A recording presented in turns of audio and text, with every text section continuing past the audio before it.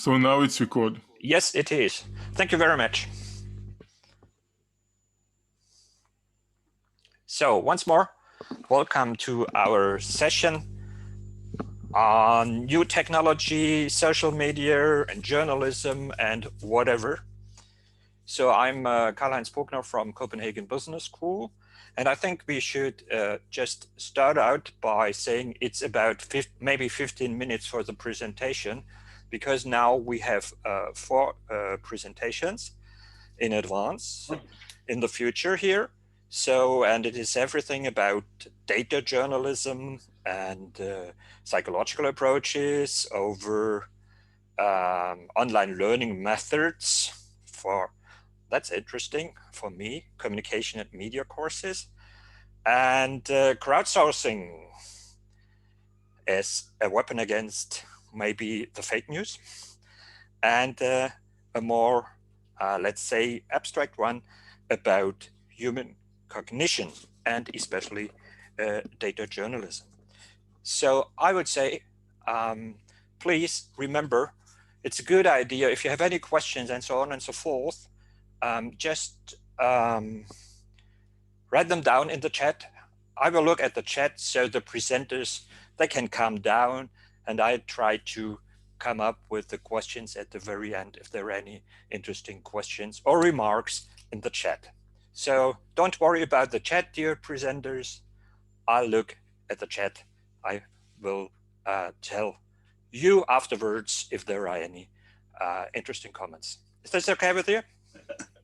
Great. So, 15 minutes maybe, as I said before, and then at least we have 5 minutes question and answers session. And actually, I think that's it. So I think the first speaker will be Emilia from the Aristotle University of Thessaloniki. Is that right? Yes, hello. It's nice to meet you all. Should I start?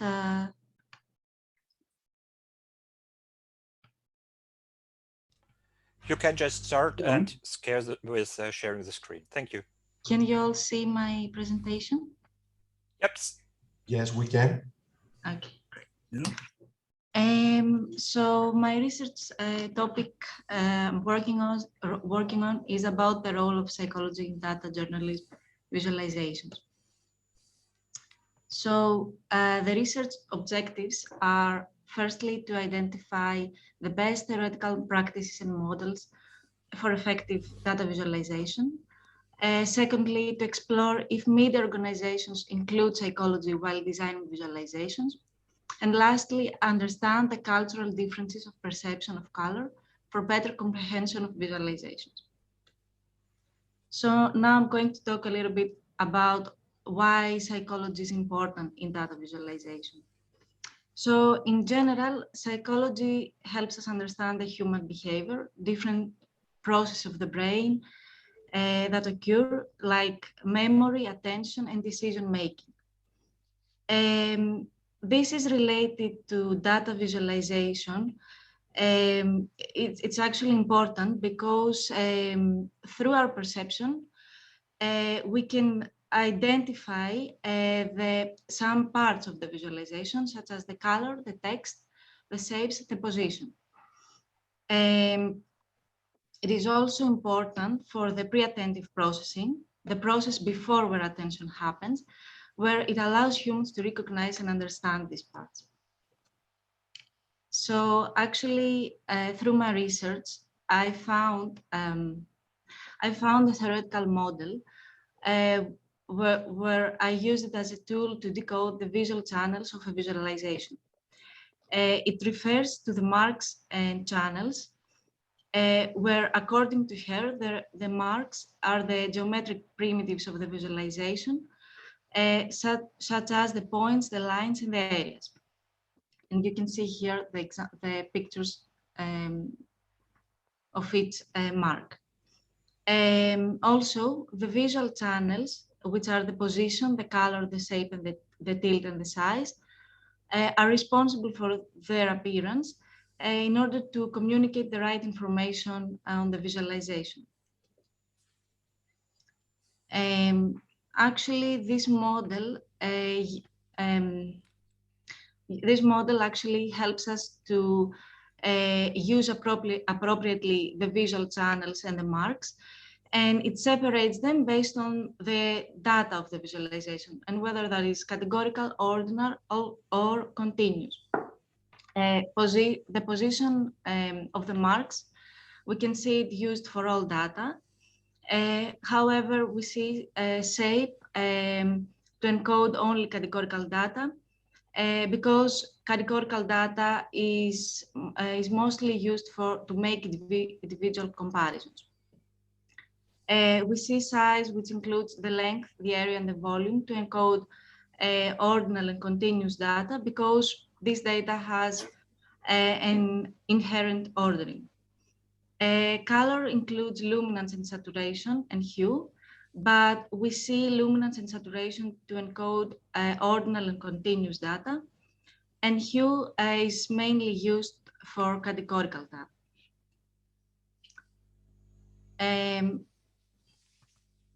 So we actually found that color is one of the channels that has the biggest impact on our attention when we perceive a visualization.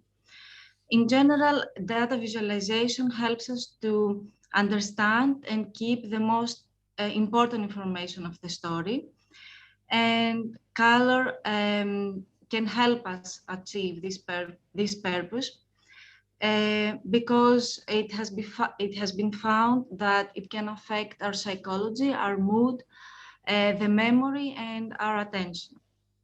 Also, I will talk later about the importance of choosing the right color palettes and how it can affect our perception. A little bit more about color. Color, as I mentioned before, it consists of three channels: the hue, the saturation, and luminance. Hue is actually the basic primary pure colors like red, orange, yellow, green, blue, violet, and etc. Saturation is the intensity of the color and the extent in which it is mixed with white. And finally, luminance is the range from light to dark and the amount of black mixed with color. So actually, in my research, we researched The Guardian and BBC, and we actually tried to find, we tried to decode the channels of each visualization, and we used the theoretical model I mentioned before. So we can see that the first two maps are from the BBC, and the last two are from the Guardian. If we get a deeper look, we can see that according to the model, in the first graph, the marks are points, and they try to show the number of COVID-19 cases. And because the data is categorical here, they have used the shape and hue to define the appearance of the marks. Below, in Guardian, there is the exact same visual purpose. They try to show the exact same meaning, but since they use continuous data, the marks here are the area only, and the channels are luminance and saturation. Moving on, the next two graphs are about the vaccination. And we can see that both have used the exact same attributes. They have ordinal data, and we can see that the marks and channels are the same. However, we observed here that there is a difference in the tones of the colors. And we can see that in the first, there are more warm colors like yellow, orange, red colors. And in the second one, we can see that there are colors like gray, blue, dark blue. And we found interesting that this the psychological meaning behind that. And we found that they try to convey a meaning. And we can see that warmer colors in general are used to show something positive, something it means in general that it's happiness, it's optimism. While warmer colors are used to show security, calm, and serenity. In data visualization, we can see, we found that there are three main color palettes that visual designers use. These are the categorical, the divergent, and the sequential. So firstly, the divergent palette is ideal for numerical data that have a neutral midpoint. This palette actually is a combination of two sequential palettes that have a common endpoint at a central value. For example, in the visualization, there are two main contrasting color hues, the red and blue, where they used to show each political side. The sequential palette is mainly used for a gradient effect based on lightness and hue, and they're used to show ordinal data. In the example,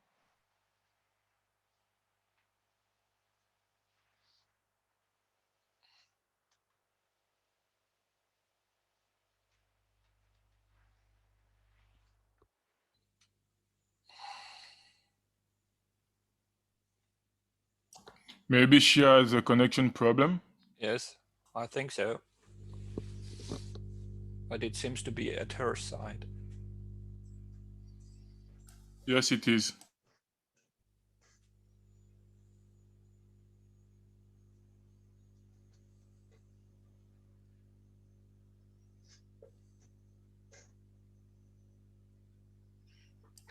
Perhaps feel free to go to another presentation while she tried to reconnect back again. I think we just should give her a minute more, and then we could change. Yeah, I think she almost finished it, so we have to wait for her maybe a little bit.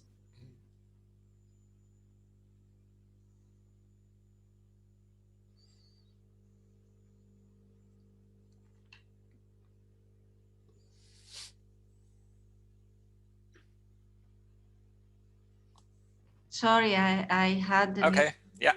I think with the Wi-Fi. Yep. Sorry about that. Okay. So you left us. Here? Yes. Did you hear this slide?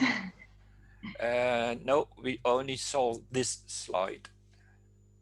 Oh, okay, I'll We only saw it, didn't hear your explanation. Okay, so I was telling that about the sequential color palette that is used for a gradient effect based on the lightness and hue, and is mainly used for ordinal data. And we can see here the example. We see that they have used the monochromatic color, the color blue, and they have used to show the total vaccination. The lower vaccinations are associated with a lighter blue, while the higher number of vaccinations are associated with darker blue.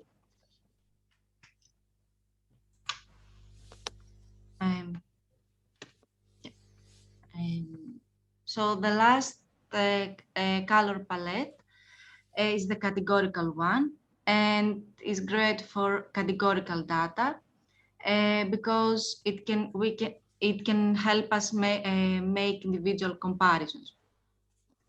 Categorical data includes as many hues as are the values of the variable. For example, this graph contains 7 colors to represent the countries, which is the best because we can see an effective comparison of the number of deaths per day in these countries. So we see in general that color is very useful in data visualization because each color can trigger different emotions and can affect how we experience them. For example, we see green to create positive emotions such as peace, hope, and environmental friendliness. We can also see red that can have either a positive or negative feeling. It can trigger fear or anger, but also it can trigger excitement and desire. But this is different in different cultures because each culture give a different meaning to its color. For example, red can be related to passion or danger in Western cultures, but success and good luck in Eastern ones. Therefore, we can understand that this is criteria that visual designers should keep in mind when they try to present a meaning, present a story to a large audience. And this is also important to consider. And another parameter to consider is religion, because, for example, in Christianity, red is something bad and represents war and temptation, while in Buddhism, it shows an achievement, wisdom, or a virtue. So to conclude, firstly, media organizations, actually, we found that they used psychological practices and methods to their visualizations in order to convey the right meaning. We can conclude from this research that it's important when visual designers make data visualizations to strategically select the right psychological practices in order to help people understand the news. And of course, the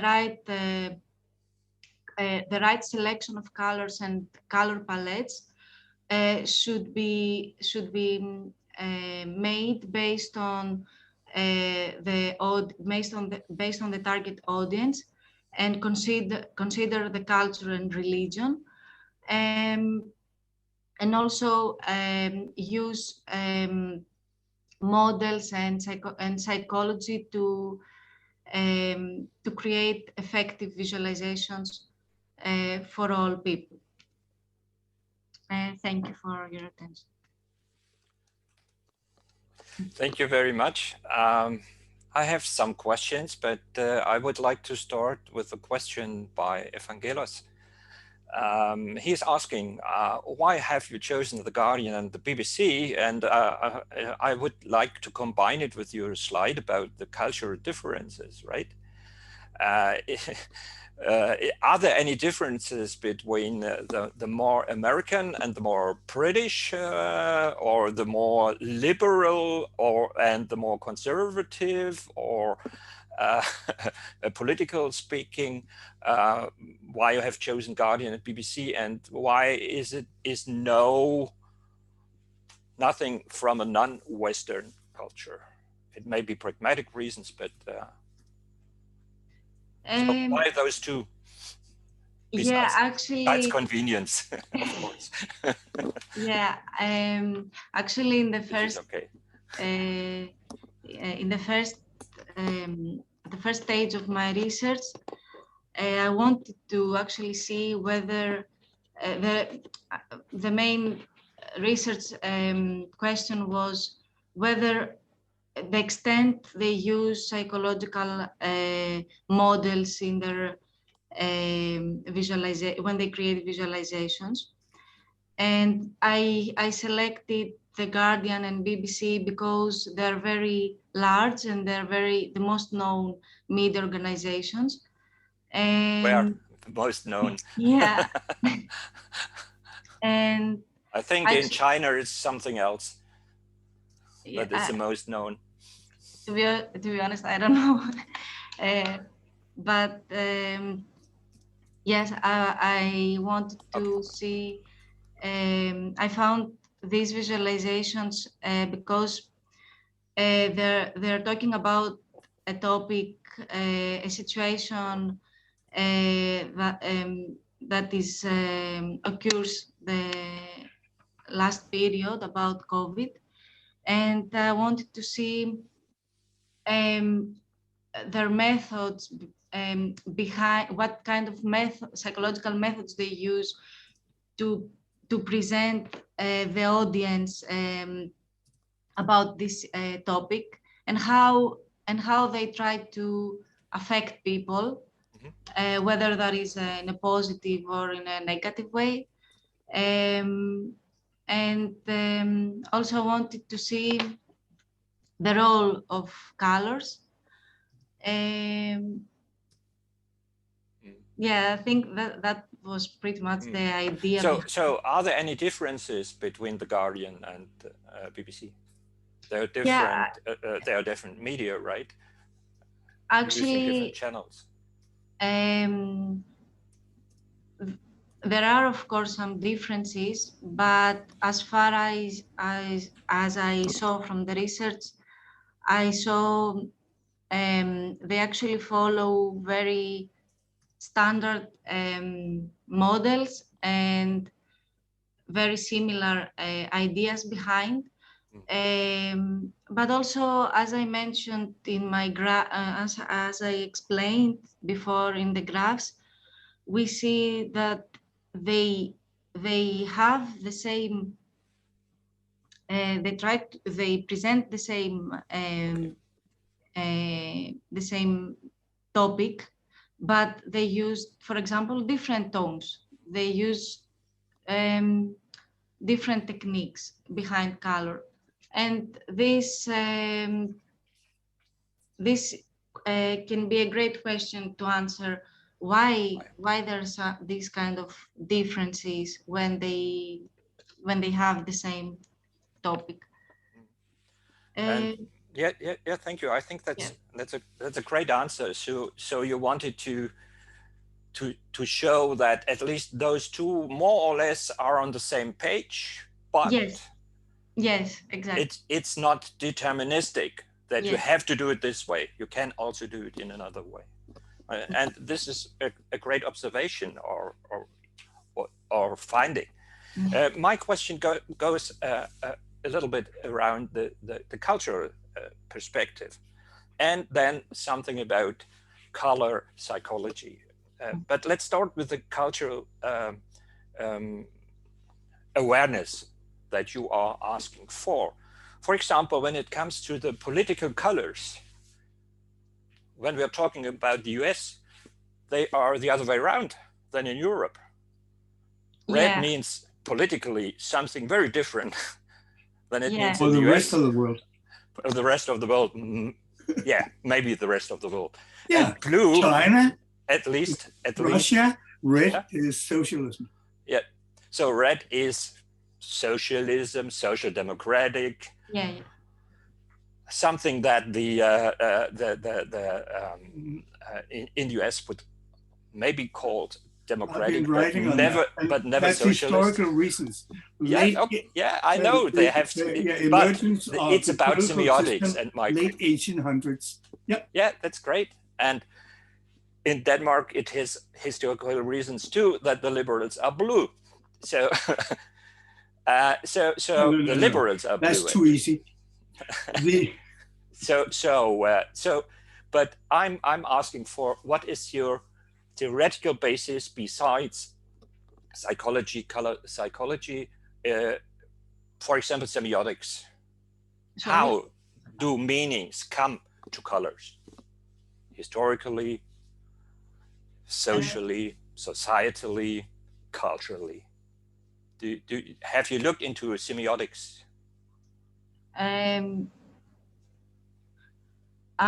Do you mean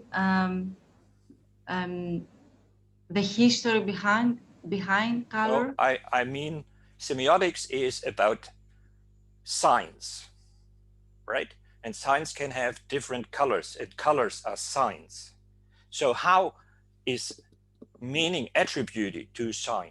That's what semiotics is about. I wrote it on chat. Yeah, thank you. So it's mostly psychology of colors, right? I think she's frozen again. Okay. She's a psychologist. Yeah. Actually, I think I have to conclude this part of the session because she's frozen. Maybe she will come up again. My last question would have been about the color blue, because I think the interpretation she was using here is rather, even in the same culture, is rather stereotyping, because blue is also used in psychology to calm people down. It's a special blue. Ah, here you are. My question was about blue. Aren't you stereotyping the color of blue? For example, blucher blue, which is very famous, blucher blue, which is very famous in psychology, is used in therapy to calm people down, not to show coolness. Is it? It is. Go to Goethe. Yeah, I know. Color theory. Yeah. That's not what he's saying. No, but the psychologist Luscher says it. And it's used in psychology when they paint rooms. When they want to calm people down, they use a special blue. Or freeze them out. That's what Goethe's idea is. It's too cold. It is not. But that's your subjective interpretation. No, it's not my subjective interpretation. I did a study on the color of blue. Oh, I did too. Yeah. So, and not only Goethe, also in the Romantic, because there it's the goal actually. Mm-hmm. And the blue hour, and blues in music. Yeah. Blue. Then it's sad, right? So the picture behind me is called Blue, but not Blues. So thank you very much. So I think, and thank you for your comments. Staying also I in would the. like to add a little bit about the blue. Sure.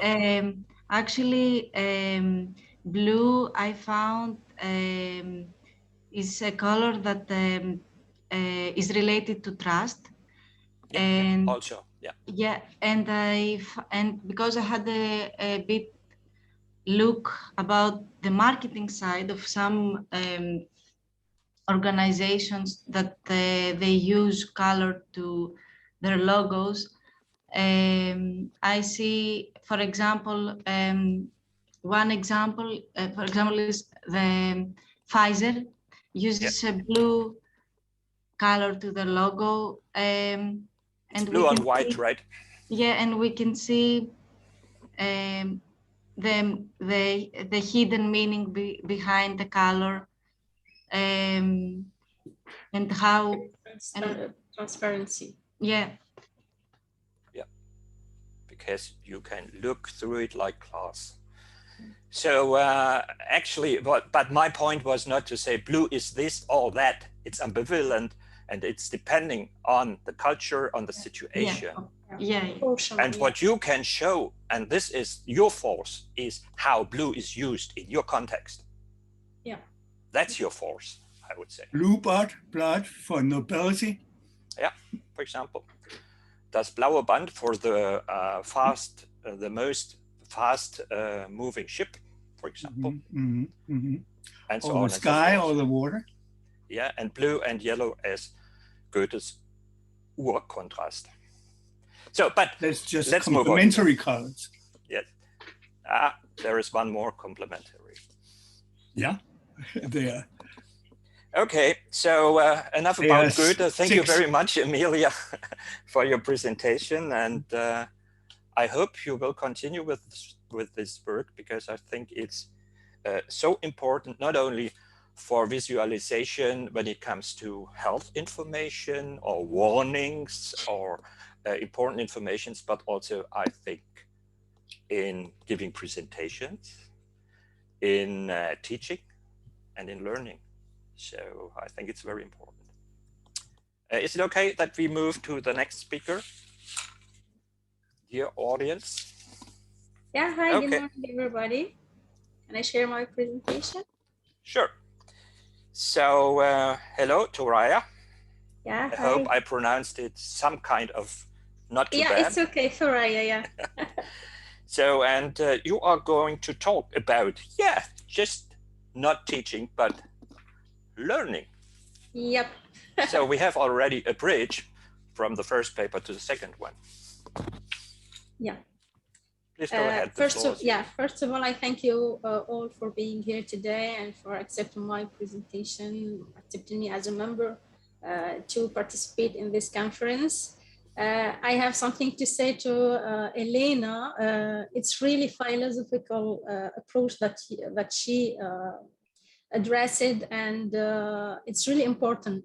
I'm very interested in semiology, and I think it's really exhausting, because, for example, the red color, it is at the same time symbol of love, but also symbol of blood and danger, and this is really important.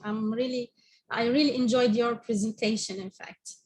My presentation, it is about adapting a distance online learning method in communication and media studies. I'll try to do it. Yeah, this is better. So this work, in fact, is elaborated in the research group named Information and Communication Technology Representation and Uses.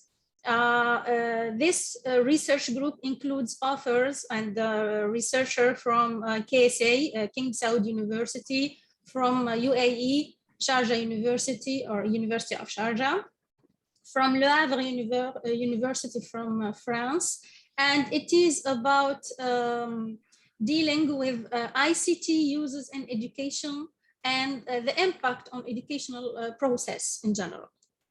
So, it's not coming. I'm not sure what's the problem.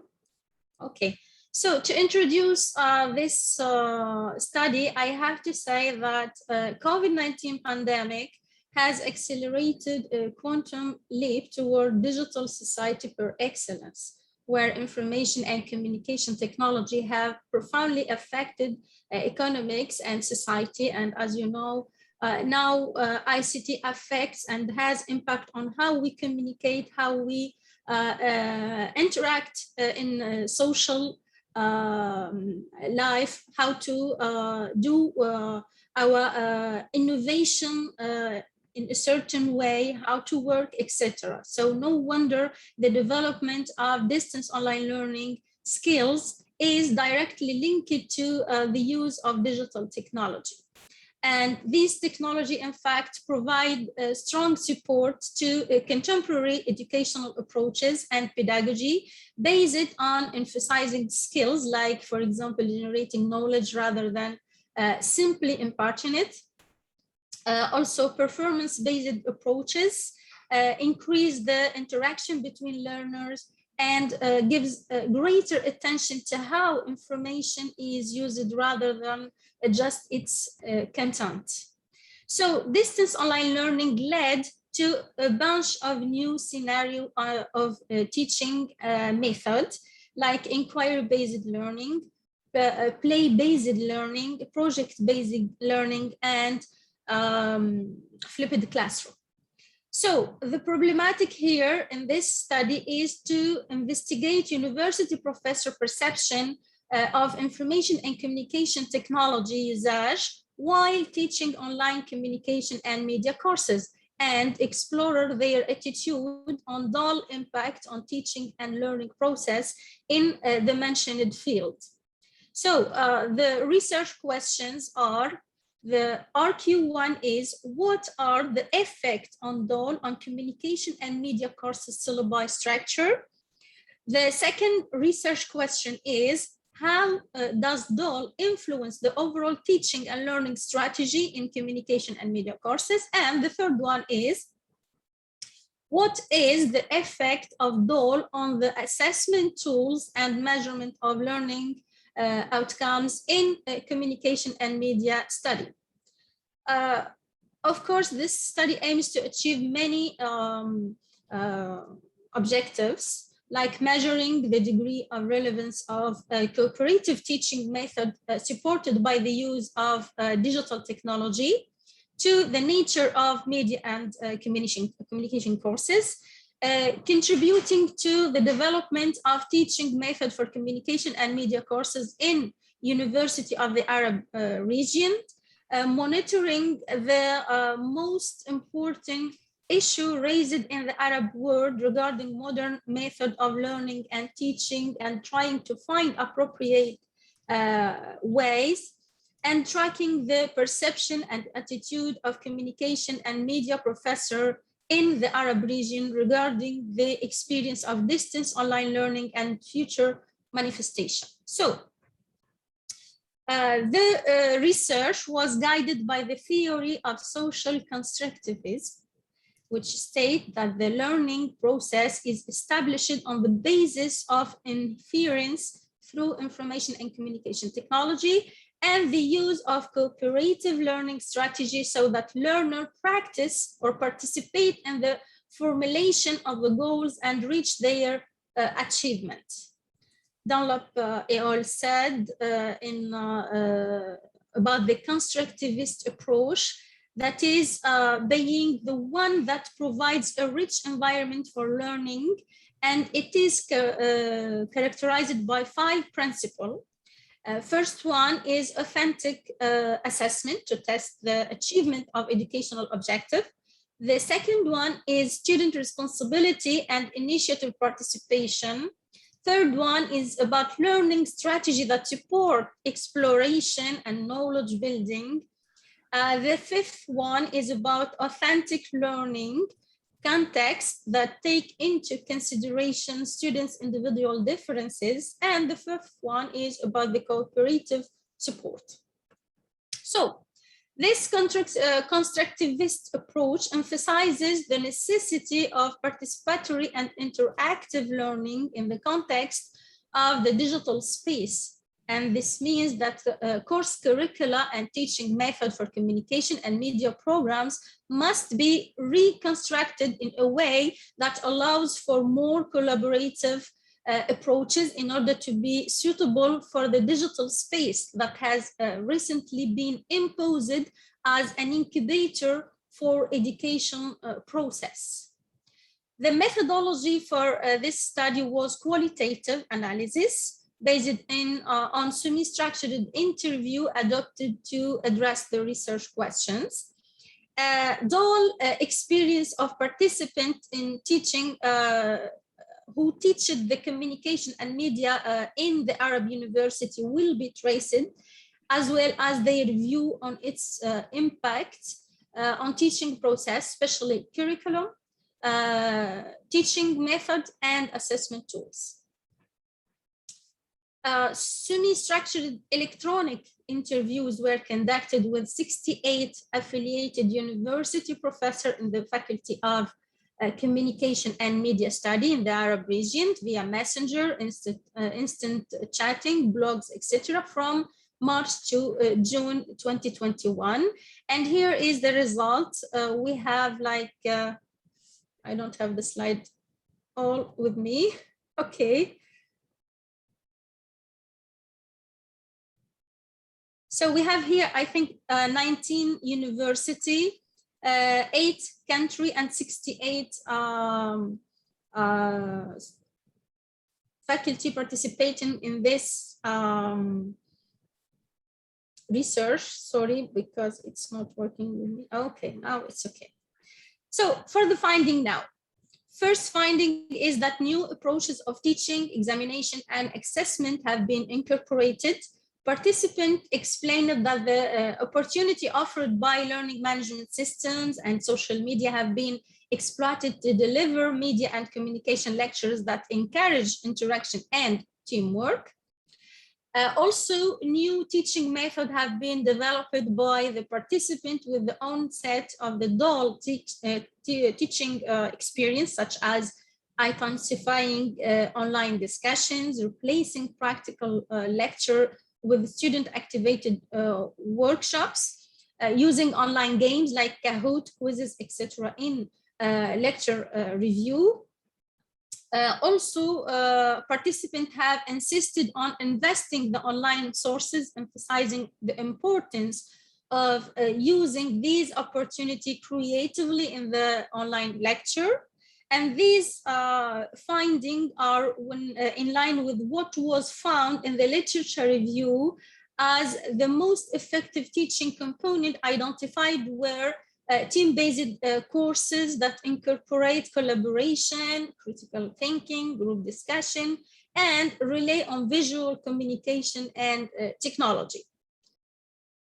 Method adopted also by the participant are similar to the criteria established by the AEGMC award for evaluating method of teaching, communication, and media studies, where teacher-oriented models are usually criticized for not actively engaging students and not challenging them to think at high levels, while cooperative learning is appreciated and encouraged. Also, among the findings, a set of distance assessment strategy have been adopted by a number of Arab universities, especially in the Gulf region, to ensure the development of student performance and the achievement of learning outcomes. Participants mentioned that online exam questions differ from those designed within a paper-based questions. True or false, multiple choice, essay question are designed with time in mind, of course. And this type of question are designed based on a set of strategy, in fact, questions that require good memory, combined with others that require deep understanding, analysis, and criticism. And the mentioned type of question are considered by a few Arab professors participating in this study as poor method that does not rise to the level of university students, especially in communication and media. The participant considered that the spirit, goals, and objectives of the exam did not change, but only their form that became more suitable for the virtual environment. And several measures have been taken to reduce the cheating, because it's really a problem, the cheating problem. They found many solutions like disabling the backtracking, randomizing questions, and using a second camera alongside with the lockdown browser screen. Also, it should be highlighted that the assessment tool disclosed and the type of question are in line with what many academics have considered as key strategy for enhancing learning in a dull environment. Also, some studies show that multiple choice questions can be effective or as effective in producing learning as short answers also. The use of remote exam was not unanimously an option for all participants. Rather, there are several circumstances that prevented some Arab universities from taking these exams, including the poor infrastructure in many countries, communication networks, the weak communication networks, the opinion of some respondents who consider the nature of communication and media courses do not fit with the cited online question, mainly the MCQ. The exams were replaced in some Arab colleges of mass communication with essay assignment, presentation, and practical project. This group of participant calls of the need to return to study in campus and to paper-based exam as soon as the coronavirus ends.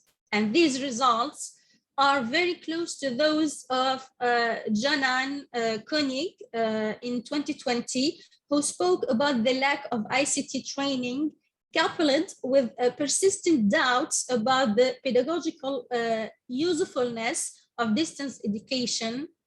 Also, the brief released by UNESCO in January 2021 noted the impact of technological disparities between countries and the online education experience as well. So to conclude here, we have to say that the spirit of the constructivist approach emerges through the result that we saw, where ICT appear as an incubator for a new type of education based on interactive and joint work, and where the features of the instructor change to an online session moderator and supervisor. The tools used to measure the achievement of CLOs have been modified, and new strategy came in, such online gaming. And these changes applies to CMC in many universities in the Arab region. They are met with caution, in fact, because they are skeptical for this kind of learning. This disparity in attitude and opinion masks deeper differences related to the context in which each participant lives. This invites to talk about the gap between the Arab country. For example, while Gulf region has witnessed progress in infrastructure and technological facilities that enable them to adapt quickly and smoothly to the requirement of DAL, Maghreb and some Arab Eastern countries such as Algeria, Sudan, etc., still suffer from weakness of the telecommunications network. These contexts influenced some participant attitude in terms of adapting ICTs in education, and the cautious and sometimes skeptical view of the effectiveness of DAL use in CMC has remained. So the central question of the upcoming research will deal with the development of attitudes after deepening the experience through the hybrid education system after the COVID-19 pandemic in a number of Arab universities. Thank you so much for your attention. Thank you very much. I just tried to get into the chat. I think at least Evangelos has asked a question, but maybe Evangelos, you want to ask it yourself, face to face? Yeah. All right. I would like, good morning. I would like to ask a question. I heard about cheating during the exams. Yeah. Is cheating affecting the validity of exams in this new digital environment? Is there any research on that? Are you aware of it? In fact, in terms of research, I'm not sure because it's really new. In the field, it's really new, especially in Arab country. We were not dealing that much with electronic examination before the COVID-19 pandemic. So now we are trying our best to do and to develop our system, especially the assessment tools, semester by semester. For example, before we don't, for example, ask students to have a second camera in Zoom with the lockdown browser, because the lockdown browser, as you know, has already its camera, but we need a second one because we need to see all the environment, all the background of the student. Also, the kind of questions, the true or false question, that can be sometimes really easy, but sometimes it's really difficult. It depends on the teacher here. It depends on the instructor. So here we have to do, we got many training on that, how to design questions for the online setting. And this is progressing, in fact. Thank you. Anybody else wants to ask a question? Then I have a follow-up on Evangelos. Because on the one side, you were talking about other forms of assessment, written essays, maybe even some kind of projects. Yep. And here it's very hard to achieve, right?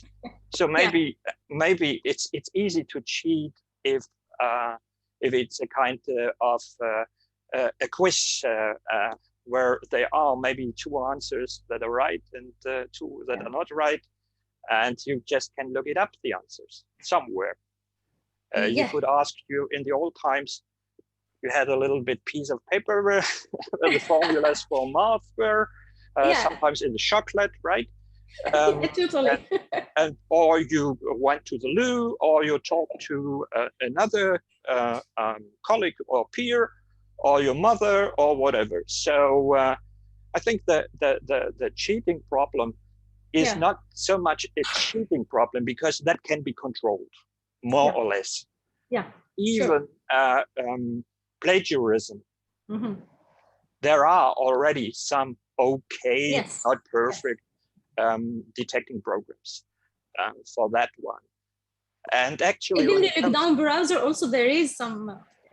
There are some programs. Sure. So that's a technical question. But plagiarism for me is not a technical question. It's a question of honesty, of giving credits to the people that did do the work. Yeah. And that leads me to, it depends on the learning objectives. Is the learning objective to know this theory? Or is the learning objective, for example, to use this theory to get new insights, at least for the students? So, and there is almost no cheating there. Yeah, sure. Especially when you have supervision. Yeah, sure. For the theoretical part, but it's expensive. yeah, sure. It's really expensive. But we have to say that there are what we call an open book exams. So we can open our books as we like, but we cannot do something really good, because we will all the time looking or searching for the books, and we will waste our time. But here, what I meant about a project and the writing assignment is about the practical side of certain courses. For example, editing course, documentary film. So here, project documentary film. So they have to direct a film, they have to write the scenario, they have to film, they have to edit, and to do the project from A to Z. For example, for the writing, they have to write a scenario, or they have to rewrite some flash info, for example, edition, etc. So it is production.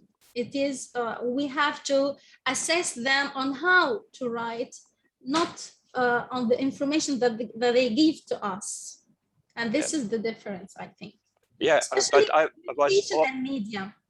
I was also thinking about a kind of reflections on their production. Yeah. So doing it and then maybe talking about it afterwards. In an oral exam or an oral presentation. Yeah, they prepared, they presented, and we discuss it with a committee. But I was also thinking about a kind of a small research problem. It does not have to be a practical. Yeah, in communication theory, for example, we have a communication theory not program. We have a syllable for a course, yeah, a course for communication theory. In this course, we have assignment that they have to prepare a little research, qualitative and quantitative. And we put it in Turnitin and Blackboard for plagiarism. Yeah. We give them only 15%. And I think this is not so easy to be done online, but it can be done online. Sure. And maybe it's coming up in the hierarchy of the learning objectives, which both the teachers and the students are asking for. They are speaking about higher level learning. Yeah, and the third level or fourth level. This is, Thank you very much. If not anybody else wants to join in our discussion, maybe we have some time at the very end left. I would change to Evangelos, that already was active in the chat and live online here. So, and now we are changing the topic a little bit. It's about information, or the opposite, misinformation, or maybe also non-information. And it's about crowdsourcing as a kind, maybe as a kind of a weapon against misinformation. Let's see. Maybe I have stressed it too much, but you can repair. Let's see.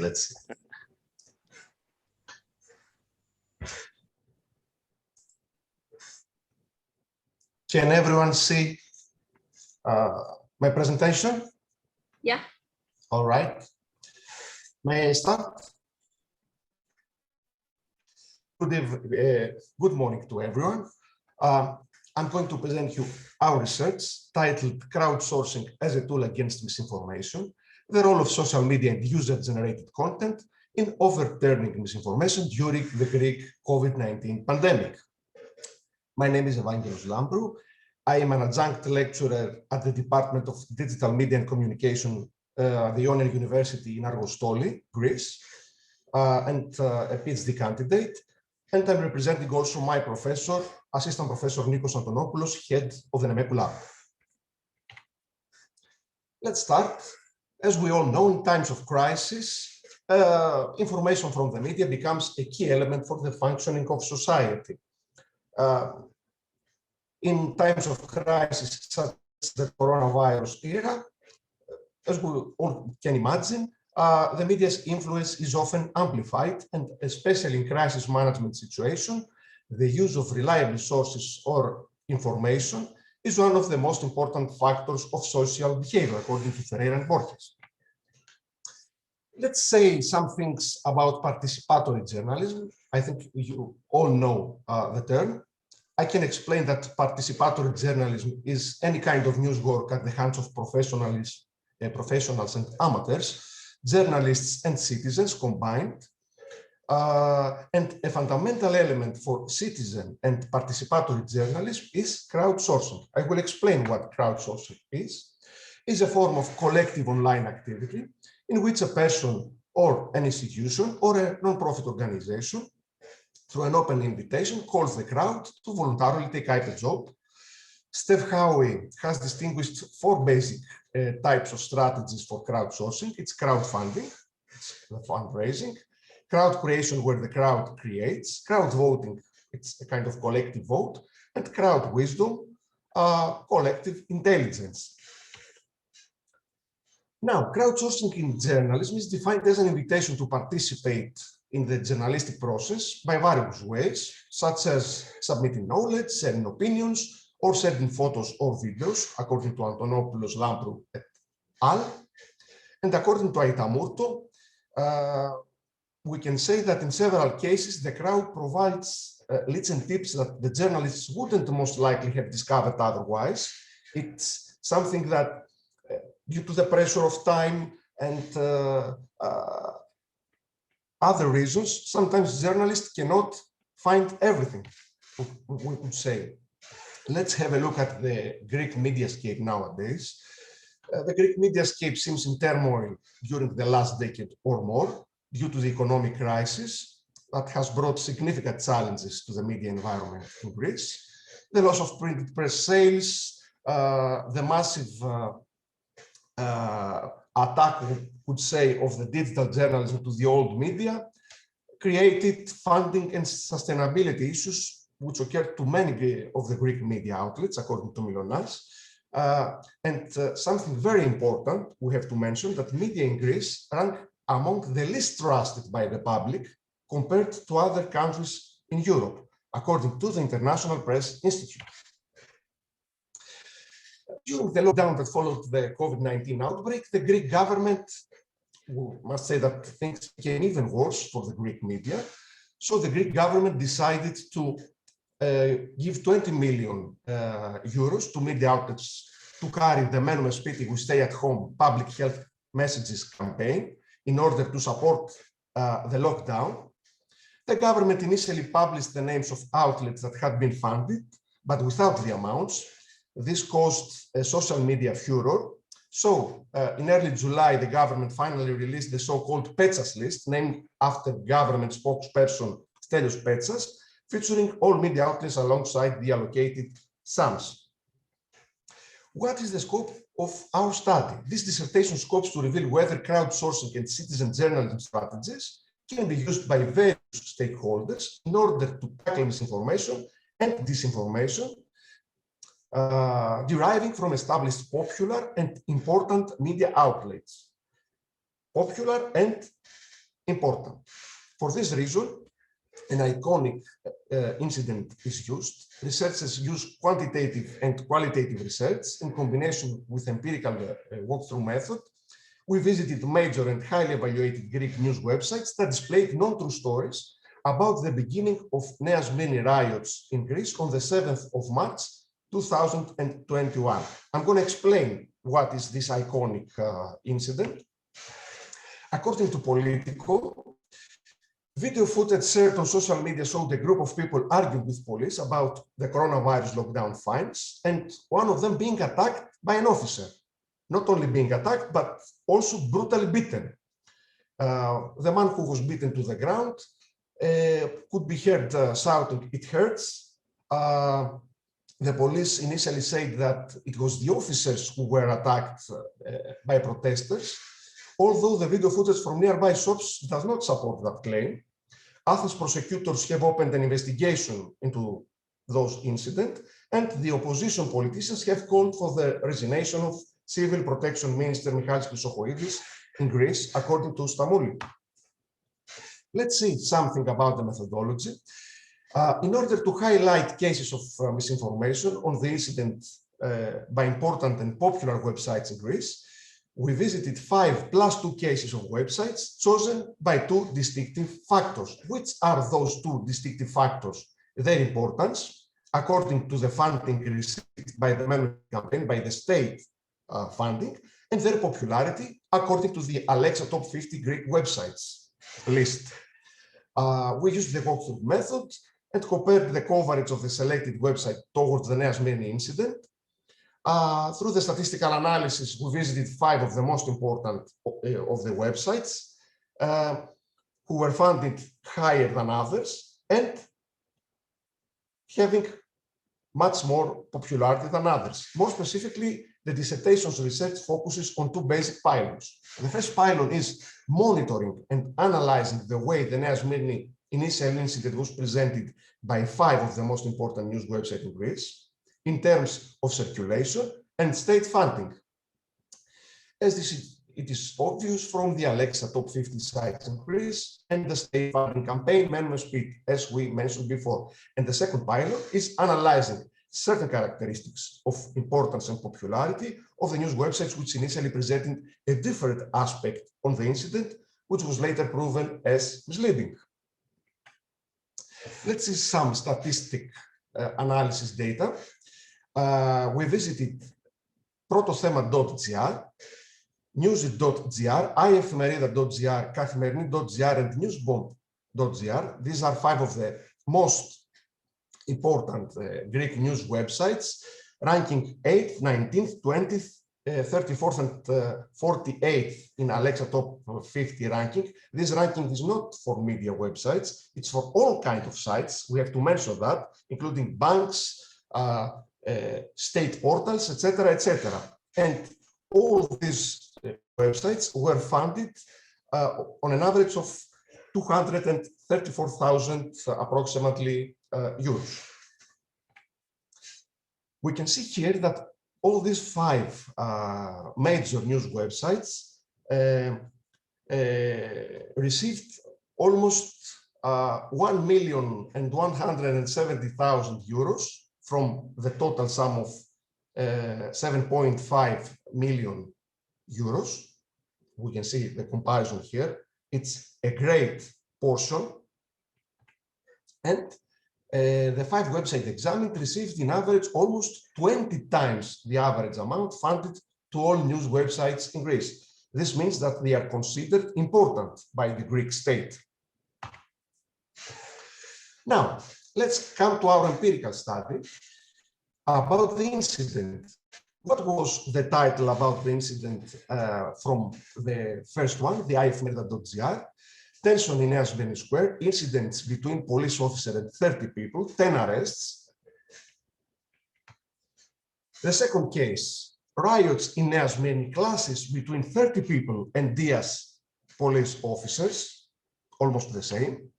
The third one, tension in Asbeni Square, police officers were attacked by 30 people. It's newsit.gr, the third one. The fourth one, Neasmirni, tension between police and 30 people, 11 arrests, almost similar. And the fifth case, newsbomb.gr, a group of 30 people in Neasmirni carried out an attack against police officers of the DS group on Sunday afternoon. But was this the truth? The social media reality. Though the initial coverage of the incident from the above news websites was that of police officers under attack by 30 people, social media users published photos and video footage with different aspects of the story. Social media user videos displayed different things, such as unprovoked beatings of citizens and arrests in as many by the police. See here some examples. Beatings and arrests of citizens in Asmini Square on the occasion of a fine to a family sitting in the square. And beatings and arrests of citizens by the police took place in Asmini at 3 o'clock in the afternoon on Sunday, as we can see here from social media footage from users. Let's see some other cases. Gazeta.gr is a major news media website specialized in sports news. We have to mention that it is specialized only in sports news. It is known as one of the basic sources of news and information for sports in Greece. Ranks 24th at the Alexa top 50 list of Greek websites, and it received an amount of 45,000 approximately from the official Menme Spiti campaign from the state. Also, Newsbreak.gr ranked 39th at the Alexa top 50 Greek websites list and received only 3,700 euros from the same campaign. What we see here, that cases 6 and 7 from the beginning utilized users' video footage, photos, and comments which overturned the initial information in order to cover the incident with a more broad view, something completely different. We see here the titles. The Nea Smyrna incident, overthrow for the episodes in Nea Smyrna, incredible scenes of police violence, Gazeta.gr, and Newsbreak.gr, there is no excuse for what we see, beatings of citizens. You see here. Let's come to our discussion. Lampro and Antonopoulos highlighted that fake news and misinformation can derive from established popular and professional media outlets as well. This dissertation also states that professional and high-evaluated websites cannot always avoid fake news and misinformation. This statement derives from the high valuation they gain from the state, as it is proven from the funding distributed from the Menme Spiti campaign, as well as from the vast popularity they retain, according to the data from the Alexa top 50 Greek websites list.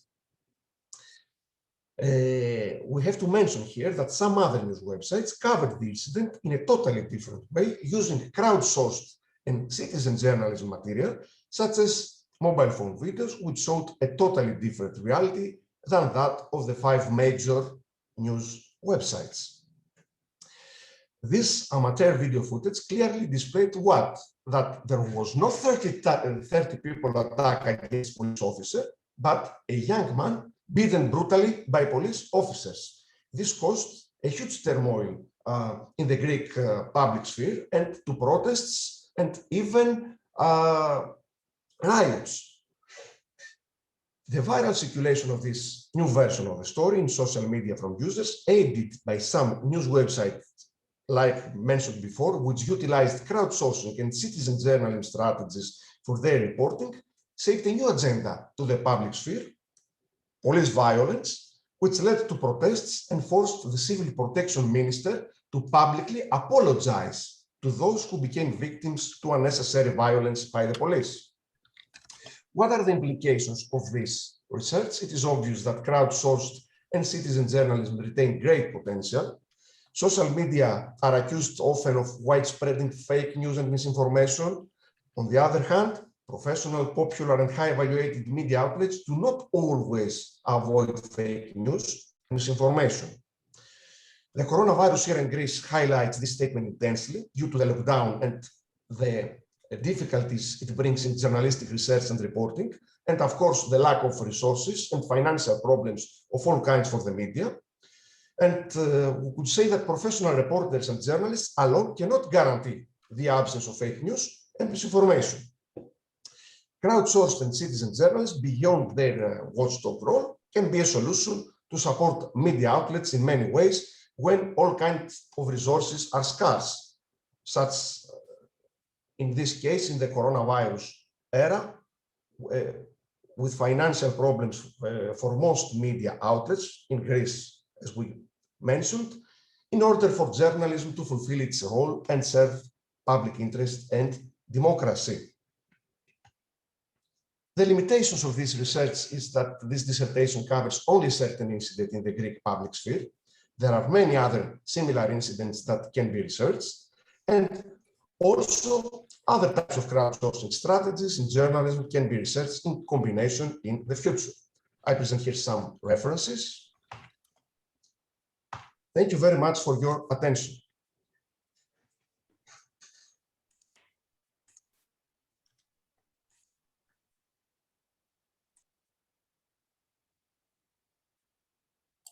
Karl, your microphone is muted. Yep, I just tried to unmute it.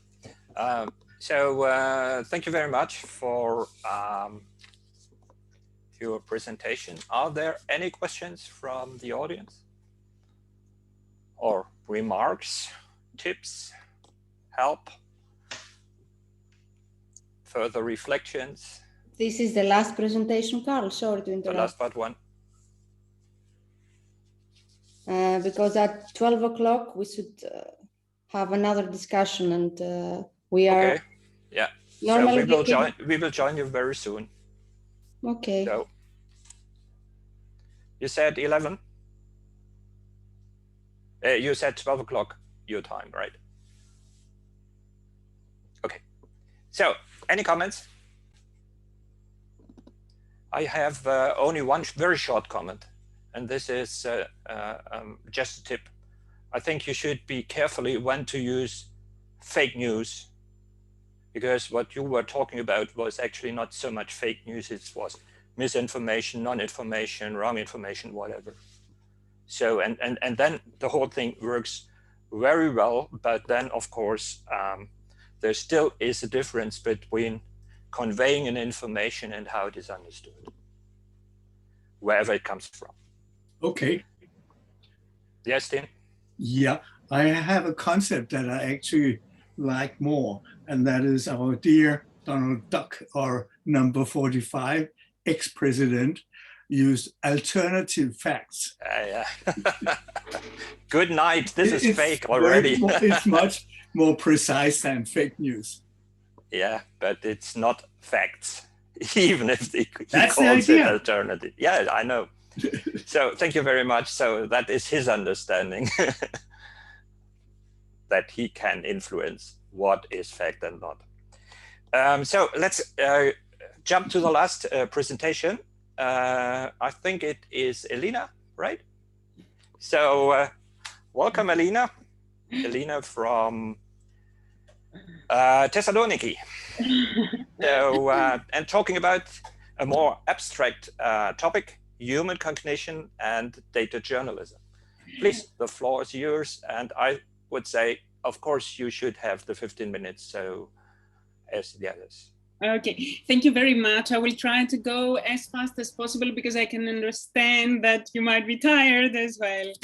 So I'm Elina, I'm a journalist. I'm currently in Athens, but I also work as a researcher in the Aristotle University of Thessaloniki. And along with Emilia, we are working with Professor Andreas Veglis on the project of JOLD. We are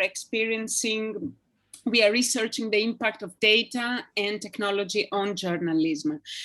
I will share my screen very fast. Okay, this is it. I have a presentation. It has a lot of words, but because sometimes people are better when reading than hearing, and because I also work with cognitive science, if someone is not very experienced whether with journalism or cognitive science, maybe it's better to read. So the scope of my study is why, and the initial focus is why some people, or many people, and the audience acts upon stories rather than data and statistics.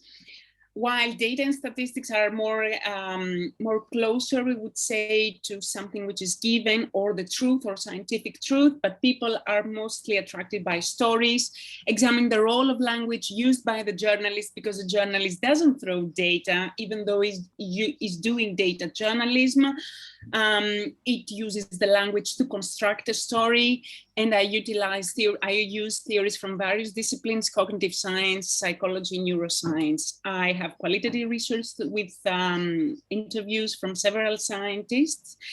So for those of you who are not very much into what is data journalism, it's journalism that journalists are doing with the use of data. They are doing a lot of visualizations, but most of the times journalists do not do the gathering of the data. So this is, let's say, the first black box of this process, which is called data journalism, that most of the times data journalists have little control over the quality of the data that they use. It can be official or they can be from other sources. So that can be a serious problem for what they publish. So their involvement comes after the data collection. Although they are journalists, they are using data, they convey a meaning, they convey the meaning that they have given to the story. We know that words can frame a story despite using numbers. Also, subjective feelings of the journalist can impact a story. And we should not forget, and this is the second black box that I'm calling it, the human brain, that those stories, as all acts of journalism, they are addressed to human beings who have already a way to perceive the world, power beliefs, worldviews, and an individual notion of fairness. What is fair in this world? So what I'm saying is that data stories do not enter a tabula rasa, rather a terra incognita, and I refer to the human brain. So this is also the title of my research, that's why it's called Human Cognition and Data Journalism. But I agree with the chairman that maybe it's too abstract for the moment, although I'm continuing my research. So you can have a subtitle. So my second paper is on the non-mental, the mental, the conscious and the subconscious operations of the human brain. So my main focus is to investigate the brain of the receptor of the information. We know that the human brain is the most complex biological structure on the earth. It harbors thoughts, behaviors, emotions, conscious and unconscious mechanism for which the human agent is totally unaware. So most of the operations that our brain is doing are unconscious. I would say, I would give a number 80%, but not all scientists agree that you can put like the 8 in front of it. So, and these processes can guide our actions. Now you may ask why journalists would care about that. I would say that journalists, they hold people accountable. They care about culpability. They go back in the time, they construct events, and we know that this is very much prone to errors. They proceed to inferences and they explain human behavior and decision-making. So it's not, I would say that it's not possible to analyze human behavior without also seeing the human cognition. Most of the times journalists, they rely on humanities in order to explain the human behavior. And my thesis here is that we have to see the conditio humana also. And ask yourselves also what uses of journalism that doesn't help the audience decide what to do. This is how also our impact is measured. Did the bad guy go to jail? Did a law change? Did the government proceed to changes? My methodology is qualitative analysis, structure interviews. I interview mainly people from the Human Brain Project, a very big European project, one of the most, ambitious projects in the European Union, and not only in the countries of the European Union, to explain the brain. I did them mostly online because of the COVID restrictions. And my first two hypotheses for this paper was if there is a connection between the data journalism a person chooses to read, and it relates somehow with the structure, the already structured perception of the individual has. And if the language plays an important role in the way a data journalist constructs a story. So for my first hypothesis, like if there is a connection between the data journalist one reads and if there is a connection with his worldviews, her worldviews, I'm interested in that because we know that data do not exist in nature. Of course, there are some objective data, especially from the hard sciences. I cannot go faster than the speed of light, but most times in the social sciences, there can be a lot of room for interpretation.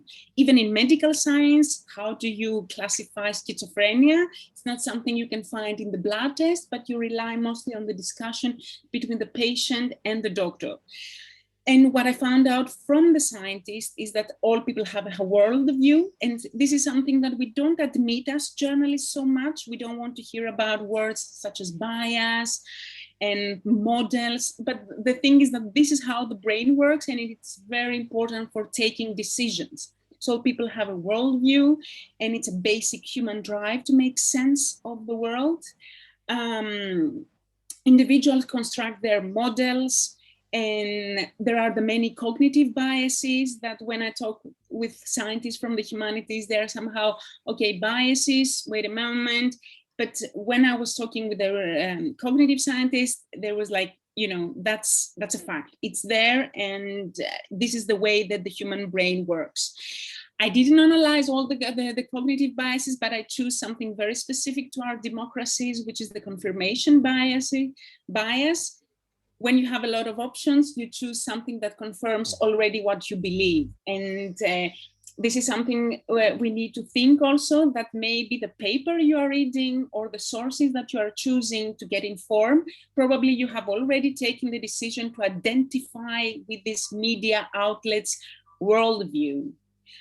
And then there is this penchant for storytelling that people have, that people want to make sense of the world and may connect the dots. And I refer to some medical experiments, especially with the one is very known, the split brain patients of Gazzaniga, people that their brain was split, and they were showing images from one brain, from one hemisphere and the other. And the people chose, when they asked them why you made these choices of these pictures, people chose to tell a story, even though they were not able to connect those stories through their brain.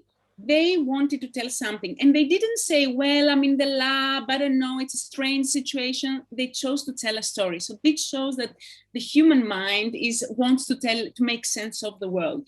So this is my So for this hypothesis, from the collected interviews, I concluded that there is a connection between data journalism articles, but maybe all acts of journalism and the individual perception that we have. And then for the second, shall I go faster or should I stop? I don't know, you will tell me. Go on. Go on. Okay, I'm in the results, I'm finishing. So my second hypothesis was about the language and the language, if it can overshadow data, something which is, data of course is not, it comes from the Latin word datum, something which is forgiven. It's not the truth, but it's more closer to, let's say, the scientific observation. But finally, I found out from the interviews, also from very interesting and astonishing experiments for me as a journalist, that language can overshadow data. And actually what is interesting is that language is not exactly innate in the human brain. The culture cultivated the brain, the language. Attention is something which is innate in the human brain. Also, languages introduces biases, and human choices are remarkably susceptible to the way choices are presented. And also, I refer to a very famous experiment in Yale University, where they find out that people who are high in numeracy, and so they can interpret numbers and they can understand scientific models, they don't have any advantage to the people that they are not high in numeracy when data threaten their personal views and their political views. So this is devastating for data journalism. So again, there is evidence that language plays a pivotal role in communicating data. Conclusion, it's an ongoing research. I'm focusing in some brain operations. Now I told you only for those two hypotheses. I analyze the human reward system. I analyze emotions and how memory works. And we need to ask ourselves, what happens if the high numeracy skilled individually who selectively uses his greater capacity numbers from quantitative information is the data journalist himself. So in order to construe data in accordance to their personal beliefs. It's a cross-border research, so I have to go into neuroscience, so it's not so easy all the time. And my effort is to pick interest and challenge further discussion because there are so many brain operations that, we need to really consider in journalism. Why? Because journalists write, as I said before, about the actions of humans and institutions and how is it possible to judge or hold people accountable without knowing basic operations about the human brain. Yeah, this is it. I don't want to take much of your time. Yeah. Thank you so very much. A very, very interesting and even more relevant project, I would say, research project. Just one very short comment. You might want to look not only into information, but maybe knowledge. Big difference, data, information, knowledge, triangle. Mm-hmm. And you might look into relevance and not only attention.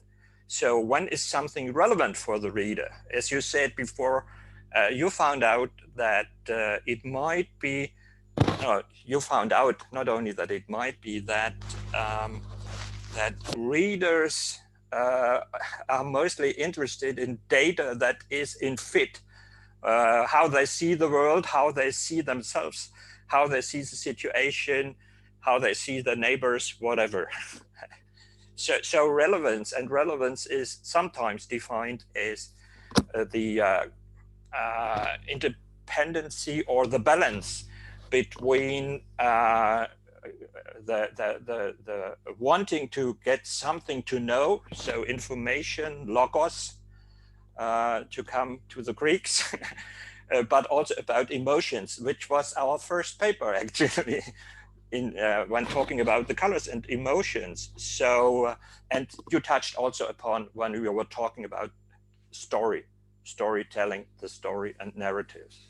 So thank you very much. Right, thank you. Just